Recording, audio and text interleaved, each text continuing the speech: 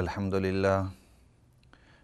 لله نحمده ونستعينه ونستغفره ونؤمن به ونتوكل عليه ونعوذ بالله من شرور أنفسنا ومن سيئات أعمالنا من يهده الله فلا مضل له ومن يضلله فلا هادي له ونشهد أن لا إله إلا الله وحده لا شريك له ونشهد أن محمدًا عبده ورسوله أما بعد فأعوذ بالله من الشيطان الرجيم بسم الله الرحمن الرحيم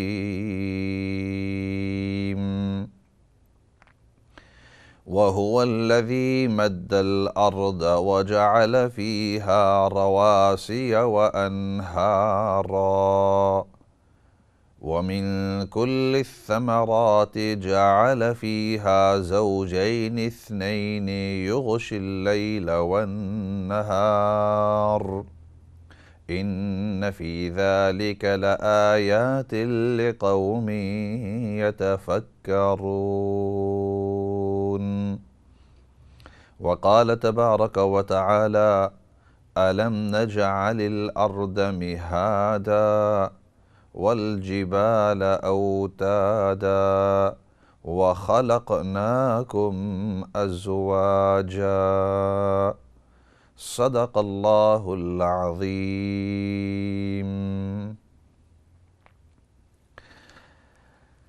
محترم و مکرم ناظرین سامعین، السلام علیکم ورحمۃ اللہ وبرکاتہ۔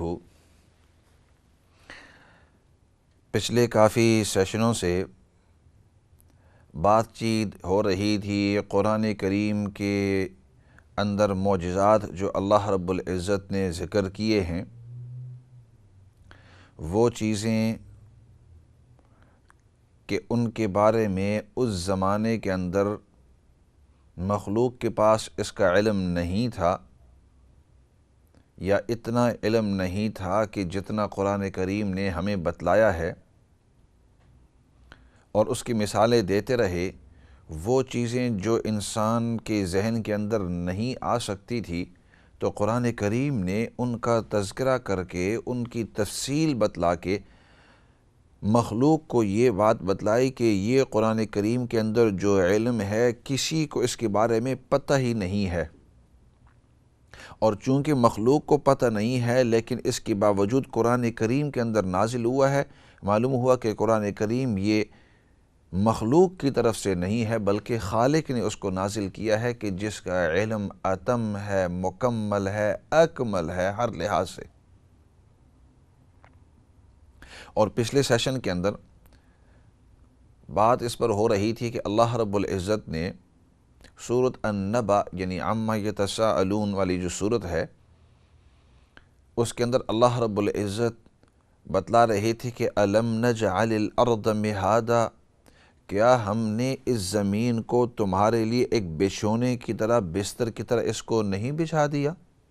دیکھو کہ ہم نے اس کو بستر کی طرح اس کو بچھا دیا تمہارے لیے، کہ حقیقت کے اندر زمین تو گول ہے، لیکن اگر انسان اس کو دیکھے تو اس کو گول نظر نہیں آتی بلکہ اس کو فلیٹ فلیٹ فلیٹ اس کو بچھی ہوئی نظر آتی ہے۔ اور پھر اس کے بعد، اور اس کی بھی بہت ساری تفصیل آتی ہے، کسی اور موقع کے اوپر عرض کروں گا، لیکن اس کے ساتھ والی آیت اللہ رب العزت نے اس کے اندر فرمایا والجبال اوتادا، اور ہم نے ان بڑے بڑے جو پہاڑ ہیں ان پہاڑوں کو بڑی میخوں کی طرح زمین کے اندر ان کو ٹھوک دیا، کہ جیسے ایک خیمہ ہوتا ہے، خیمے کی جو بڑی لوہے کی میخیں ہوتی ہیں اور وہ زمین کے اندر ٹھوکی جاتی ہیں، اور تھوڑا سا حصہ اوپر نظر آتا ہے، اکثر حصہ زمین کے اندر ہوتا ہے، اور چونکہ اکثر حصہ زمین کے اندر ٹھوکا ہوا ہوتا ہے تو وہ مضبوط اتنی ہو جاتی ہیں اس کو ہوا بھی حرکت نہیں دے سکتی، اس کو یعنی عام طور پر جو نیچرل چیزیں ہیں وہ اس کو حرکت نہیں دے سکتی، بڑی مضبوط ہوتی ہے، بہت زور کے بعد اس کو آپ نکال سکتے ہیں۔ تو فرمایا کہ جس طرح وہ زمین کے اندر ٹھوکے ہوئے ہوتے ہیں، تو اس لیے یہ جو بڑے بڑے پہاڑ آپ کو کئی ہزار فیٹ اونچے ہوتے ہیں، ان پہاڑوں کو بھی ہم نے زمین کے اندر اس طرح ٹھوک دیا. یہ ویسے زمین کے اوپر بڑے بڑے پتھر رکھی ہوئی اس طرح نہیں ہے، بلکہ ان کی جو جڑیں ہیں وہ زمین کے اندر جاتی ہیں. اور پھر دوسری بات کہ اللہ رب العزت نے ان پہاڑوں کو اس لیے بھی رکھا ہے کہ اس کی وجہ سے بیلنس برابر رہتا ہے. زمین جس کو اللہ رب العزت نے بچھا دیا ہے، اس زمین کا بیلنس رکھنے کے لیے اللہ رب العزت نے مختلف جگہوں کے اندر یہ پہاڑ رکھے ہوئے ہیں. اگر یہ پہاڑ نہ ہوتے تو زمین کا جو بیلنس ہے وہ باقی نہ رہتا. زمین کا جو بیلنس ہے وہ باقی نہ رہتا. تو ان کو سٹیبلائز کرنے کے لیے اللہ رب العزت نے یہ رکھے ہوئے ہیں. اور اس کو بڑی تفصیل سے پچھلے سیشن کے اندر بات چیت اس کے اوپر ہوئی، اور بھی اس کے اوپر بہت ساری بات چیت ہو سکتی ہے کہ اتنے اونچے ہیں اور ہر ایک کی اونچائی کی خاص وجہ ہے. اور پھر بعض ایسے ہیں کہ وہ اتنے اونچے ہیں کہ بادل جو ہوتے ہیں بادلوں سے بھی اونچے ہوتے ہیں. یہ جو بعض ہمالیہ کی جو پہاڑ ہیں وہ 29,000 فیٹ کی بلندی پر ہوتے ہیں. ایک جہاز جو ہوتا ہے وہ تقریباً 30-35 ہزار فیٹ کی بلندی پر ہوتا ہے. تو تقریباً 29,000 ماؤنٹ ایوریسٹ جو ہے وہ تقریباً 29,000 فٹ کی بلندی پر ہے، اور 10,000 میٹر تقریباً ہو گئے، 10 کلومیٹر تقریباً یہ سمجھ لو. اور پھر باقیوں کی جو اتنی بڑی تعداد ہے، اور کچھ اتنے بڑے ہیں کہ 6 کلومیٹر وہ لمبے ہیں. تو ان کی جو حجامت ہے، ان کی جو بڑائی ہے، اتنے بڑے موٹے تازے جو ہیں، ان کو اللہ رب العزت نے ہر ایک کو اپنے علاقے کے لحاظ سے اتنا بڑا رکھا ہے. اور کسی اور موقع کے اوپر باقی تفصیل، یہاں مقصد صرف اشارہ کرنا ہے. اور پھر اگر آپ دیکھیں اس آیت کے بعد اللہ رب العزت ایک دوسری عجیب چیز ہمیں بتلاتے ہیں. فرمایا الم نجعل الارض مہادا، ہم نے کیا اس زمین کو تمہارے لیے بچھونا نہیں بنایا، والجبال اوتادا، اور ان پہاڑوں کو تمہارے لیے ایک میخوں کی طرح ہم نے ان کو زمین کے اندر گاڑ دیا ہے. وخلقناکم ازواجا، اور ہم نے تم سب کو، خلقناکم، اور ہم نے تمہارے لیے، ہم نے خلقناکم، اور ہم نے تمہیں پیدا کیا ہے جوڑا جوڑا. جتنی بھی باقی چیزیں تمہیں نظر آتی ہیں، اللہ رب العزت فرماتے ہیں اے انسان تمہیں بھی، انسان کو، جنات کو، حیوانوں کو، ان تمام چیزوں کو اللہ رب العزت نے جوڑا جوڑا بنایا ہے. جتنی بھی لیونگ تھنگز ہیں، جتنی بھی زندہ چیزیں ہیں، اللہ رب العزت نے ان تمام کو جوڑا جوڑا بنایا ہے. اس کے اندر نر ہے اور مادہ ہے، میل اور فیمیل. اور دوسری جگہ اللہ رب العزت نے اس کو ذرا کھول کر بیان کیا ہے، اور زیادہ کھول کر اور زیادہ تفصیل کے ساتھ قرآن کریم سے آپ کو بتلا رہے ہیں معجزات. فرمایا وَهُوَ الَّذِي مَدَّ الْأَرْضَ وَجَعَلَ فِيهَا رَوَاسِيَ وَأَنْهَارًا، اللہ کی ذات وہ ذات ہے کہ جس نے زمین کو، مد الارض، زمین کو کھینچ کر اس کو کھول کر بچھا دیا ہے. وَجَعَلَ فِيهَا أَنْهَارًا وَجَعَلَ فِيهَا رَوَاسِيَ وَأَنْهَارًا، اللہ رب العزت نے اس کے اندر بڑے بڑے پہاڑ رکھ دیے ہیں اور اس کے اندر نہریں جاری کر دی ہیں. تو زمین کو کھینچ کر اس کو بچھا دیا ہے، مدہ، اس کو کھینچ کر بچھا دیا ہے، اور پھر اس کے اوپر بڑے بڑے پہاڑ. وَجَعَلَ فِيهَا رَوَاسِيَ وَأَنْهَارًا، اور اس کے اندر اللہ رب العزت نے بڑے پہاڑ اور پھر کھود کر اس کے اندر نہریں بھی رکھ دی ہیں. اور پھر آگے فرمایا وَمِن كُلِّ الثَّمَرَاتِ جَعَلَ فِيهَا زَوْجَيْنِ اثْنَيْنِ، اللہ اکبر. اور فرمایا کہ جتنے بھی تمہیں یہ پھل نظر آتے ہیں، جتنے بھی یہ تمہیں پھل اور فروٹ اور یہ جتنے بھی پلانٹس نظر آتی ہیں، اللہ رب العزت نے ان کے اندر بھی جوڑا جوڑا پیدا کر دیا.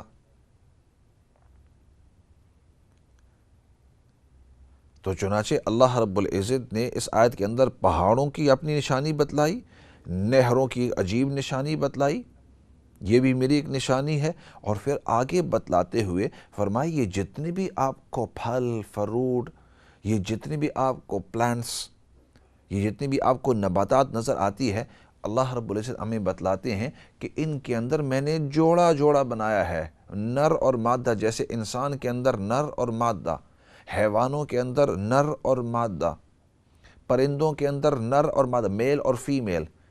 تو جیسے انسانوں کے اندر، اسی طرح اگر آپ دیکھیں حیوانوں کے اندر، ان the animal kingdom we have pairs, the male and the female. Birds کے اندر، پرندوں کے اندر نر اور مادہ، درندوں کے اندر وائلڈ اینیملز، ان کے اندر بھی نر اور مادہ، مچھلیوں کے اندر، یعنی جتنی بھی ہوتی ہیں.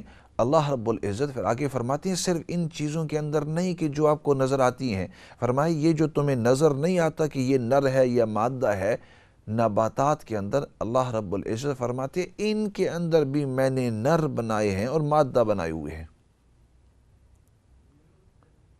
اس وقت انسان یہ سوچ نہیں سکتا تھا کہ یہ جتنے بھی ہمیں نباتات نظر آتے ہیں، آیا اس کے اندر بھی نر اور مادہ ہو سکتے ہیں؟ اس وقت کسی کے ذہن کے اندر آ ہی نہیں سکتا تھا.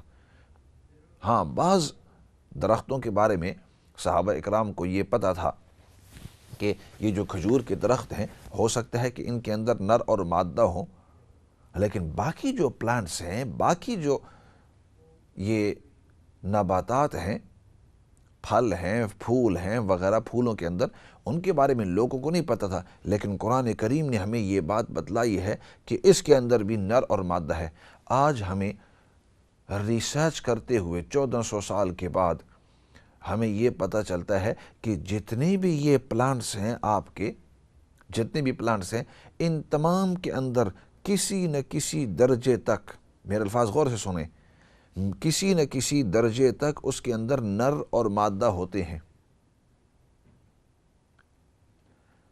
اور ان کے اندر بھی اسی طرح کہ جس طرح انسانوں کے اندر اور جانوروں کے اندر اور جیسے پرندوں کے اندر کہ جب نر مادہ اکٹھا ہوتے ہیں اللہ رب العزت آگے نسل چلاتے ہیں، تو اسی طرح ان کے اندر بھی یہ جو نباتات ہیں، جب ان کے اندر نر اور مادہ، جب ان کے میل اور فیمیل جب یہ ان کے اندر اکٹھے ہوتے ہیں، تب اس سے آگے اللہ رب العزت اس پلانٹ کی، اس نباتات کی، اس پھول کی، اس پھل کی آگے نسل چلاتے ہیں بی اور سیڈز کے ذریعے.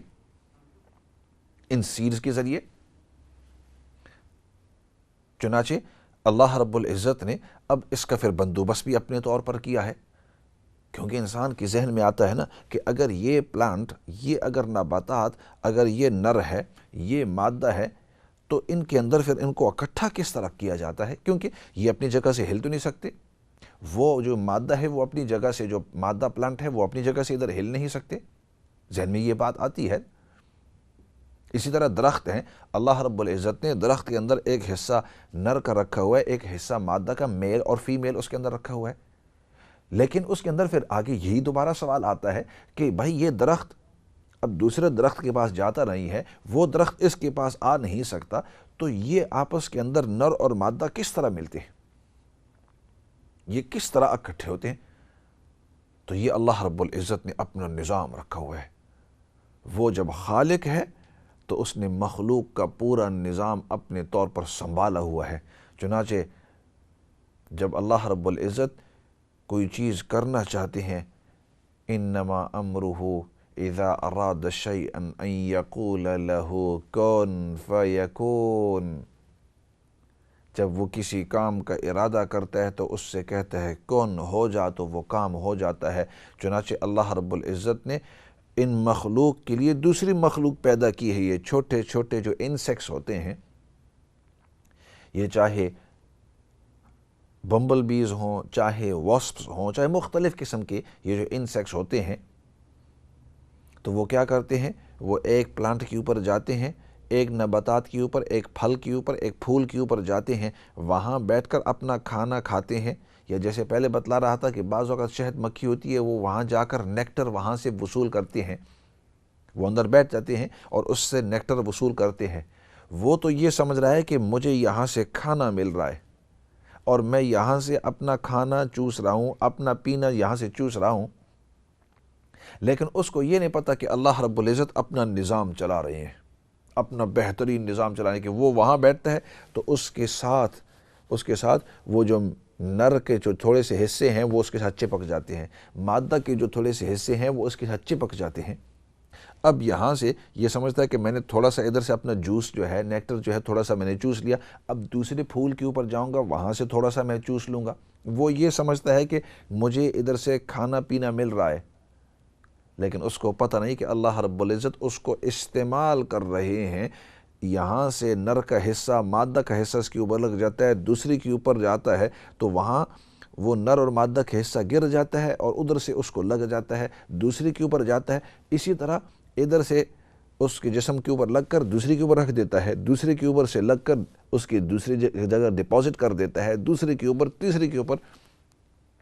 اس کو پولینیشن انگلش میں کہتے ہیں، پولینیٹ ہوتے ہیں، ایک سے دوسرا، دوسرے سے تیسرا، تیسرے سے چوتھا، اس طرح کرتے کرتے کرتے وہ یہ سمجھتا ہے کہ میں اپنا کھانا وہاں سے نیکٹر سے اپنا کھانا چوس رہا ہوں۔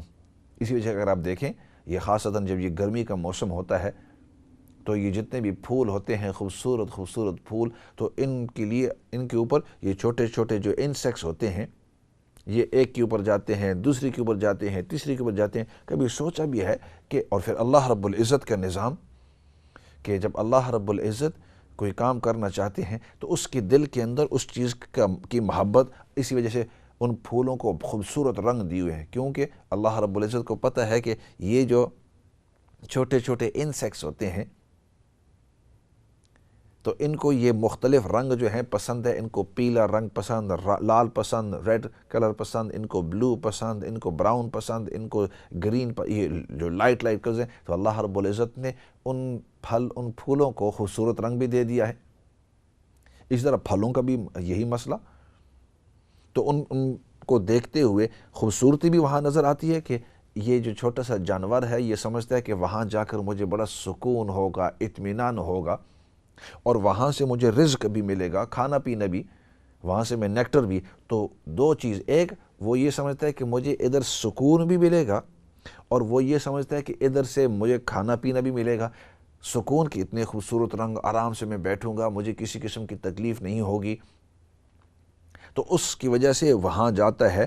اور اس کو یہ نہیں پتہ کہ اللہ رب العزت کا ایک مستقل ایک نظام ہے، اس کی پلان ایک ہے، انت ترید وانا ارید واللہ یفعل ما یرید۔ آپ کے بھی ارادے ہوتے ہیں، ہمارے بھی ارادے ہوتے ہیں، لیکن اصل جو واقعے کے اندر پیش آتے ہیں وہ اللہ رب العزت کے جو ارادے ہوتے ہیں۔ آپ جو مرضی ارادے کرتے رہو، لیکن اللہ رب العزت کے ارادے۔ اسی وجہ سے اس کی مثال میں عام طور پر یہ دیا کرتا ہوں کہ دیکھو بھائی، ہمارے جو بزرگ تھے، بڑے تھے، وہ ان ملکوں سے، چاہے وہ ملک پاکستان ہو، ہندوستان ہو، بنگلہ دیش ہو، افریقہ کے ملک ہوں، جدھر بھی مختلف دنیا کے ملک ہیں، وہاں سے ان ملکوں کے اندر آئے تھے، اور ان کی ذہن کے اندر کیا تھا، اس ملک کے اندر آئیں گے اور ادھر سے ہمیں رزق ملے گا، اور ادھر سے ہمیں رزق کے ساتھ ساتھ سکون اور اطمینان ہوگا۔ دو چیزیں، وہی اب انسیکٹ والی بات، اور اس کے ساتھ ابھی انس کو لگا رہا ہوں۔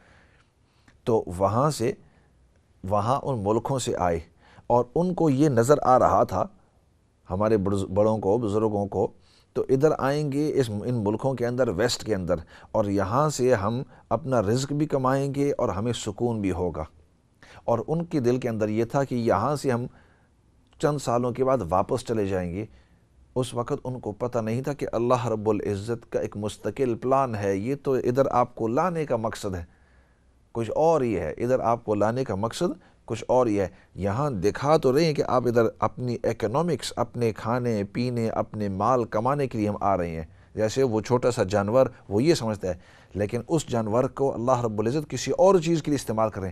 اللہ رب العزت نے ہمیں دین کے لیے استعمال کیا، ادھر لے آئے۔ اس زمانے کے اندر ادھر اس پورے علاقے کے اندر جو ویسٹ ہے، برٹن ہو گیا، فرانس ہو گیا، امریکز ہو گیا، یہ پورا جو یورپ ہے، اس کے اندر اسلام بہت کم تھا۔ اللہ رب العزت ادھر ہمارے بڑوں کو لے آئے، وہ کام کرتے رہے، فاؤنڈریوں کے اندر، فیکٹریوں کے اندر، ملوں کے اندر، مختلف کام بہت سارے، اور آہستہ آہستہ سیٹل ہوتے رہے۔ پھر آہستہ آہستہ جو ہماری جو مستورات ہیں، جو عورتیں ہیں وہ بھی آئی، اور پھر شادیاں ہوئیں، پھر اس کے بعد اولاد ہوئی، پھر یہاں وہ اولاد بڑی ہوتے ہوتے ایک نسل جو ہے وہ بڑے ہو کر اب انہوں نے بھی شادیاں کر لی، لیکن اس کی وجہ سے دین مضبوط ہوتا رہا۔ وہی علاقے کے جہاں ہمارے بڑے کہتے ہیں، میں نے خود اپنے کانوں سے سنا، انہوں نے کہا کہ جب عید کا موقع آتا تو ہم نماز کے لیے اکٹھے ہو جاتے، رمضان کا بعض اوقات ہمیں پتہ ہی نہیں ہوتا، لیکن آہستہ آہستہ اللہ رب العزت نے ایک مسجد سے پھر 2 مسجدیں ہوئی، پھر 3 ہوئی، پھر ایک مدرسہ ہوا، پھر 2 مدرسے ہوئے، پھر آہستہ آہستہ دین پھیلتا رہا اور لوگ دین کی دعوت دیتے رہے، ایک مستقل حرکت شروع ہوئی۔ اور اب اگر دیکھو 30 40 50 60 سال کے بعد کہ اللہ رب العزت نے مساجد کا پورا ایک جال بچھا دیا ہے، پورے UK کے اندر اسکاٹ لینڈ کے اوپر والے حصے سے لے کر نیچے والے حصے تک اگر آپ دیکھیں وہاں مساجد ہیں، مدارس ہیں، مکاتب ہیں، موٹر وے کے اوپر، پہاڑیوں کے اوپر اذانیں دی جا رہی ہیں۔ تو یہ ایک مستقل نظام۔ تو خیر میں عرض کر رہا تھا کہ یہ اللہ رب العزت ادھر اپنے قرآن، اپنے کلام، نبی پاک صلی اللہ علیہ وسلم کا فرمان ان علاقوں کے اندر لانا چاہتے تھے، تو اس کو ایک بہانہ بنا کر ہم سب کو لے آئے، اور اللہ رب العزت نے ہمیں استعمال فرما کر پورے اس یورپ کے اندر، امریکز کے اندر، باقی ان علاقوں کے اندر، افریقہ کے اندر اللہ رب العزت نے اس کو استعمال کر کے دین کو پھیلا دیا ہے۔ اور آگے ہم یہی دعا کرتے ہیں کہ اللہ رب العزت ہمیں بھی استعمال کرے اور اخلاص کے ساتھ ہمیں دین پھیلانے کی توفیق نصیب فرماوے۔ تو خیر میں وہ عرض کر رہا تھا کہ اللہ رب العزت نے قرآن کریم کے اندر میل اور فیمیل کے بارے میں کہ یہ جو پلانٹس ہوتے ہیں ان کے اندر بھی میل اور فیمیل ہوتے ہیں، اللہ رب العزت نے قرآن کریم کے اندر ذکر کر کے ہمیں یہ بات بتلا دی کہ یہ مخلوق کے علم کے اندر نہیں تھا، لیکن میں نے قرآن کریم کے اندر نازل کیا ہے۔ پتہ چلتا ہے کہ قرآن کریم یہ اللہ کی طرف سے ہے، مخلوق اس کو نہیں لائی اور مخلوق اس کو لکھ نہیں سکتی۔ ایسے کرتے ہیں، کافی کالیں انتظار کر رہی ہیں، بریک سے پہلے کوشش کریں کہ چند کالیں لے لیں اور پھر اس کے بعد انشاءاللہ پھر آپ کے کالوں کا جواب دیں گے۔ کال کی طرف جاتے ہیں جی۔ السلام علیکم ورحمۃ اللہ وبرکاتہ۔ وعلیکم السلام ورحمۃ اللہ وبرکاتہ۔ جی آپ آن دی ایئر ہیں۔ مولانا صاحب جی مولانا صاحب جی آپ کیسے ہیں؟ الحمدللہ، اللہ کا شکر ہے جی۔ مولانا صاحب جی آپ سے التجا ہے کہ میرے ماں باپ بہت زیادہ دکھی اور پریشان ہیں، ان کے گھر بہت زیادہ پریشانی ہے، آپ بھی اور جتنے بھی لوگ پروگرام دیکھ رہے ہیں سب سے التجا ہے کہ ان کے حق میں دعا فرما دیں کہ اللہ کی ذات ان کے لیے آسانیاں پیدا کریں اور ان کی ساری پریشانیاں دور ہو جائیں۔ آمین آمین۔ ٹھیک، انشاءاللہ آپ کے والدین کے لیے بھی اور باقی جتنے بھی پریشان حال لوگ پوری دنیا کے اندر ہیں، ہم دعا کرتے ہیں کہ اللہ رب العزت سب کی پریشانیوں کو دور فرماوے، اللہ رب العزت سب کو سکون اور اطمینان نصیب فرماوے، اور آمین اللہ رب العزت مستقبل میں بھی ہمیں پریشانیوں سے محفوظ فرماوے۔ آمین آمین۔ ٹھیک انشاءاللہ اگلی کال کی طرف جاتے ہیں جی۔ السلام علیکم ایسا لگتا ہے کہ ان کی کال گر گئی ہے۔ السلام علیکم ورحمۃ اللہ وبرکاتہ۔ وعلیکم السلام ورحمۃ اللہ وبرکاتہ۔ مولانا صاحب میں یہ سوال کرنا چاہتی ہوں کہ جس طرح جن لوگوں کے پاس ماضی میں فقہ کا اور حدیث کا اور تفسیر کا اور قرآن کا صحیح علم تھا، اور جو صوفیہ کرام صحیح حدیث کا اور اسلام کا صحیح معنوں میں علم رکھتے تھے، وہ اللہ تعالیٰ کے ساتھ عشق کا اور اتنی محبت کا درس دیتے تھے اور بہت زیادہ اوپر پہنچا دیتے تھے لوگوں کو، تو کیا دین کو صرف اپنے فائدے کے لیے سمجھنا چاہیے یا پھر اللہ کی خوشنودی کے لیے؟ کیونکہ اللہ کی خوشنودی کے لیے جب ہم کام کریں گے اور صرف دنیاوی فائدے کے لیے نہیں کریں گے تو پھر تب ہی جا کر ہم اسلام جو ہے وہ صحیح طریقے سے پھیلے گا اور صحیح طریقے سے لوگوں کو سمجھ آئے گی۔ تو آپ اس پر روشنی ڈال دیں پلیز۔ ٹھیک انشاءاللہ، بہت اچھا سوال کیا، اور ضرور ایسے کریں گے کہ بریک کے بعد اس کے اوپر تھوڑی سی بات چیت کریں گے۔ اگلی کال کی طرف جاتے ہیں جی۔ السلام علیکم ورحمۃ اللہ وبرکاتہ۔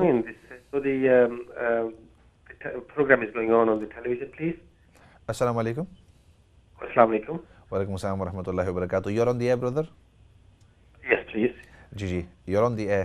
We're listening to you, Okay. inshallah. Thank you. Hello السلام علیکم جی. وعلیکم السلام. حضرت صاحب میں نے ایک سوال پوچھنا تھا. ضرور پوچھیں. وہ ایسا ہے کہ کل میں نے ایک جنازہ پڑھا یہاں پہ مانچسٹر میں. ٹھیک ہے. اور وہ ایسا تھا کہ جنازے میں جو امام صاحب تھے, میرا سنی مسلک ہے. ٹھیک ہے. اور وہ جو جنازہ تھا وہ مجھے نہیں معلوم تھا کہ وہ مطلب کہ اہل تشیع سے تعلق رکھتے ہیں. وہ جنازہ بہرحال پڑھایا گیا. اس کے بعد قبرستان جب دفنانے کے لیے گئے تو وہاں پر میں نے دیکھا کہ جس طرح مرد آئے ہوئے تھے اسی طرح خواتین بھی قبرستان میں آئی ہوئی تھیں. تو کیا اس کی اجازت ہے کہ خواتین بھی قبرستان میں جنازے کے وقت آئیں؟ اور میں نے یہ بھی دیکھا کہ جب جنازہ ہو رہا تھا تو وہ خواتین اسی کمرے میں موجود بھی تھیں, ٹھیک ہے, پڑھاتے وقت بھی اور پھر قبرستان میں بھی تھیں. تو اس پہ تھوڑی سی پلیز روشنی ڈالیے, کیونکہ مسئلہ یہ ہے کہ میں تو سمجھتا ہوں تھوڑا بہت, زیادہ نہیں, تھوڑا بہت, اور میں نے ایسا کبھی دیکھا نہیں ہے. لیکن ہمارے بہت سے بچے یہاں پر جو ہیں وہ ان کو نہیں معلوم, اور پیرنٹس جو ہیں وہ اپنے کاموں میں لگے رہے تھے اور لگے رہے ہیں, اور ان کا جو لائف سٹائل ہے وہ ویسا ہی ہے جیسا شروع میں جب آئے تھے. تو اتنی زیادہ ایجوکیشن نہیں تھی ان لوگوں کو, کیونکہ وہ تو اکنامک ریزنز کے لیے آئے تھے. ٹھیک ہے. اب وہ تو بیچارے بوڑھے ہو چکے ہوئے ہیں. ان لوگوں نے اپنے جو بچے ہیں ان کو میں نے دیکھا ہے کہ وہ زیادہ پش نہیں کیا اس طرف, یا ایجوکیٹ نہیں کیا, یا کچھ بچے جا نہیں سکے اسلام کی طرف کہ ان کو پتہ نہیں ہے کہ اسلام ہمیں کیا کہتا ہے, ڈفرینٹ جو ہمارے پاس لائف میں جو کرنے والی چیزیں ہیں ان کے بارے میں. تو پلیز آپ اس کے اوپر تھوڑی سی روشنی ڈالیے گا تاکہ جو سن رہے ہیں ہمارے لوگ ان کو بھی تھوڑا معلوم ہو جائے کہ ہمارا اسلام ہمیں کیا کہتا ہے ایسی چیزوں کے بارے میں. ٹھیک ہے, انشاءاللہ. گڈ کویشچن, اور ضرور اس سوال کا جواب دیتے ہیں. ایسے کرتے ہیں, فی الحال چونکہ بریک کا وقت ہو گیا ہے, وہ اپنے اپنے وقت پر آتی ہے, تو اس لیے بریک کی طرف جاتے ہیں, اور بریک کے بعد واپس آ کر باقی جتنے بھی کالرز ہیں اور جتنے بھی انتظار بھی کر رہے ہیں ان سے میں یہ درخواست کروں گا, بریک کے بعد آپ ڈٹے رہیں لائنوں کے اوپر بھی, اور جو اور زیادہ آنا چاہتے ہیں most welcome. On the screen number آیا ہوا ہے, اس نمبر کے ذریعے آپ رابطہ قائم کر سکتے ہیں. فی الحال بریک کی طرف جاتے ہیں.